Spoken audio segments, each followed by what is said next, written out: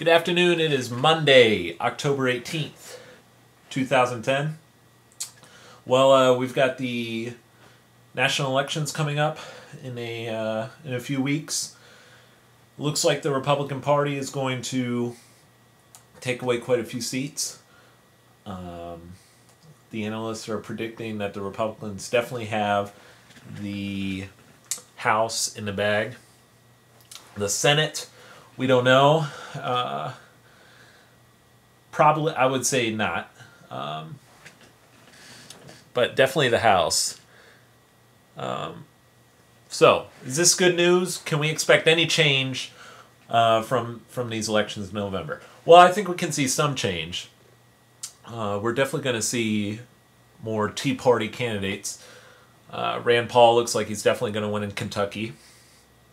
Although I don't know if y'all saw this political ad that his opponent Jack Conway put out about Rand Paul's religion. Rand Paul, by the way, is a fervent Christian, Protestant Christian, and Jack Conway, his opponent in Kentucky, came out with this nasty political ad against Rand. But I think it's going to backfire on him. Anyway, so Rand Paul will probably be in the Senate. That's good. Looks like Joe Miller might win in Alaska. Quite a few others.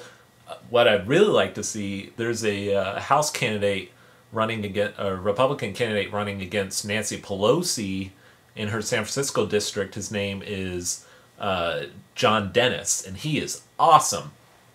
Pure libertarian, endorsed by Ron Paul, very pro-free market, anti-war.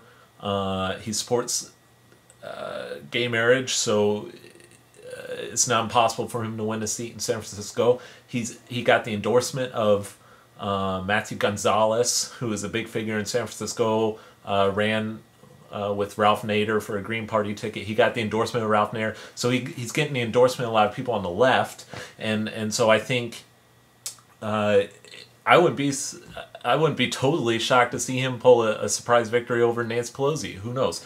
Sharron Angle might beat Harry Reid. So there's definitely some good things that might happen in the next few weeks.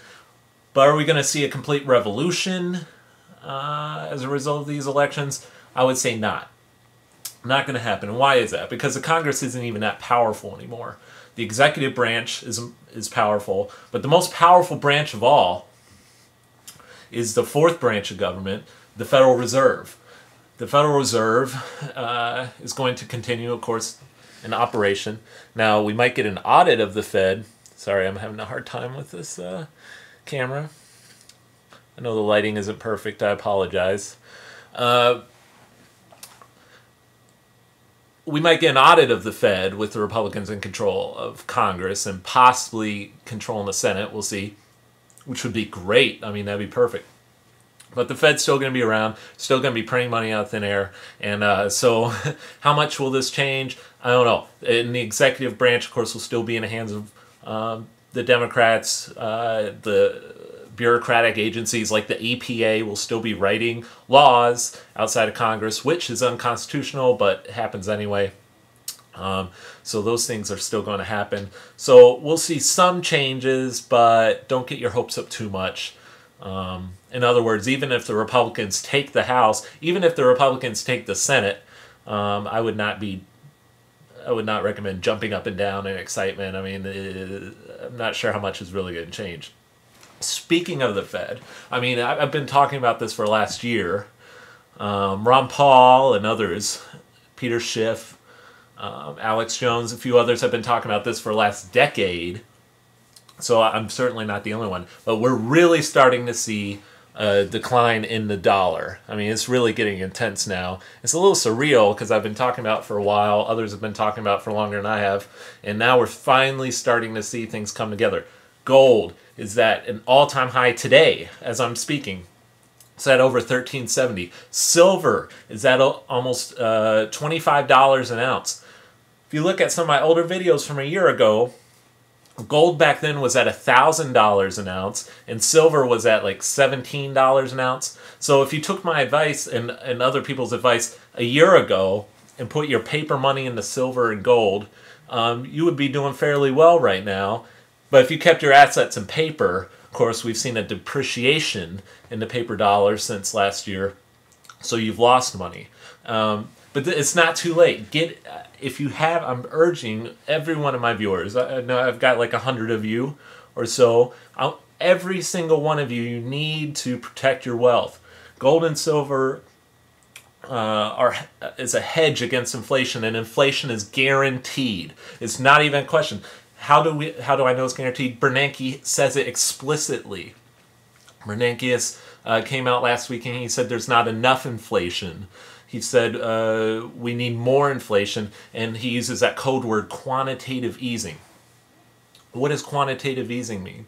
That means fire up the printing press. It's a nice way of saying that, because if he says, oh, we just need to print more money, the public isn't going to accept that as readily.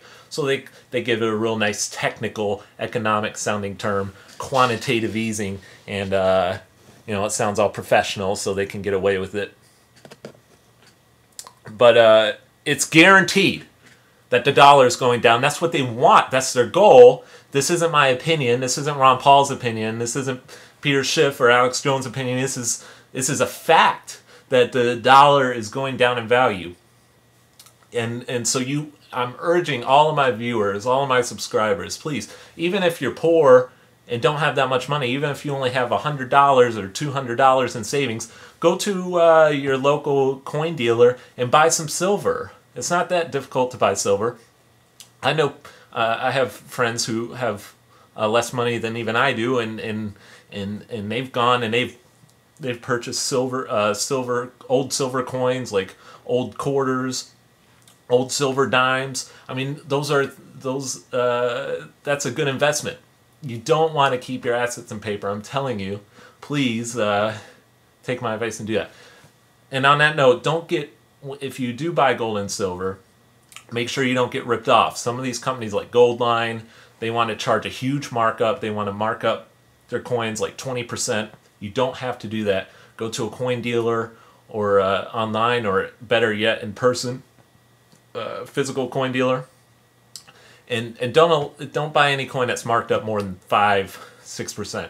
Obviously, it needs to be marked up some. They need to make a profit. But don't go to one of these dealers that marks it up like 20%. You'll get ripped off. You don't want to do that. So, I mean, it is 100% we're going to see inflation. It's just so weird that this is finally happening. Ron Paul said the other week that he's 95% sure that we're going to see a collapse of the U.S. dollar within the next 2 years. Can't disagree with that. He was right on other things. I think there's a lot of reason to believe that he's right on this one. Please protect yourself. But yeah, these elections, some good will come out of it.